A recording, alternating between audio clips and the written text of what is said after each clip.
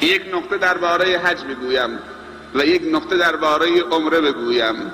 حج سال یک بار است، عمره همیشه میتوانید بروید. سوال کردن بهترین عمره چه وقتیه؟ پیامبر صلی الله علیه و سلم فرمودن عمرة فی رمضان، عمره در رمضان معادل حج است. یک نکته درباره مسجد الحرام و مسجد النبی، اونهایی که دنبال ثوابن در ماه مبارک رمضان. عمره در رمضان ثواب حج دارد. خرج عمره چقدر است؟ برای ما که سوغاتی ما آب زمزم و خرماست، نه چیز دیگر ها، 600,000 تومان. اگر سوغاتی چیز دیگر باشد، نه آب زمزم و خرمای عجوای مدینه، اون بحث جداگانه است. سوغاتی مدینه خرمای عجوا و سوغاتی مکه آب زمزم. ثواب عمره معادل حج است. این ثواب عمره. هر کسی در رمضان با 600,000 تومان عمره برود ثواب حج میگیرد. دیگه چی میگیرد؟ اگر 20 روز در رمضان در مکه و مدینه باشد، 10 روز در مدینه، 50 تا نماز فرض در مدینه میخواند. پیامبر صلی الله علیه و سلم فرموده هر نماز فرضی در غیر از رمضان در مسجد النبی معادل 1000 نماز فرض است. در رمضان 70 برابر میشه.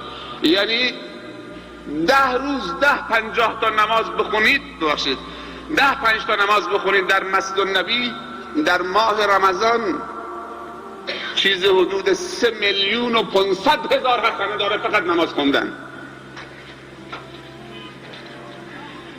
10 روز بعدی میری مکه، 10 روز در مکه بمانید در رمضان، 5 تا نماز فرض در مسجد الحرام بخوانید.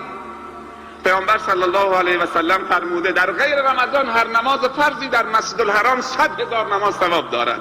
100,000 در رمضان، 100,000 ضرب در 70 بکن، چقدر میشه؟ 350 میلیون حسنه. این فقط ثواب نماز هاست. یعنی 50 تا نماز فرض در 10 روز رمضان در مکه بخوانید، ثوابش 350 میلیون حسنه. تو چقدر دادید؟ 600,000 تومان. 600,000 تومان دادید فقط ثواب نماز مال مسجد الحرام، نماز فرض، نه نفله، نه طوافه، نه نگاه به کعبه، نه خیراتت، نه ثواب عمره که حج است. دیگه خدا چطوری بدهد؟ 500,000 تومان، 350 میلیون تومان. غیر از مدینه. اینها ثواب است یا نیست؟ اینها کجاست؟ تو ماه مبارک رمضان است. ما خواهان ثواب هستیم یا نیستیم؟ من جواب نمیخواهم، به خودت جواب بده. هر کسی جوابشو به خودش بده. هر کسی تو گور خودش میخوابد. اما صحابه از دست ندادن. اینها همش برکت رمضان است. السلام علیکم برادران و خواهران اسلامی. شخصانی میخواهند که 15 روز اخیر ماه شریف رمضان در شب قدر و در مکه مکرمه باشند، مرحمه از شرکت مهاجر تور پیشنهاد نموده است و با شرط و شرایط خیلی خوبه برای مزاجش پیشنهاد کرده است.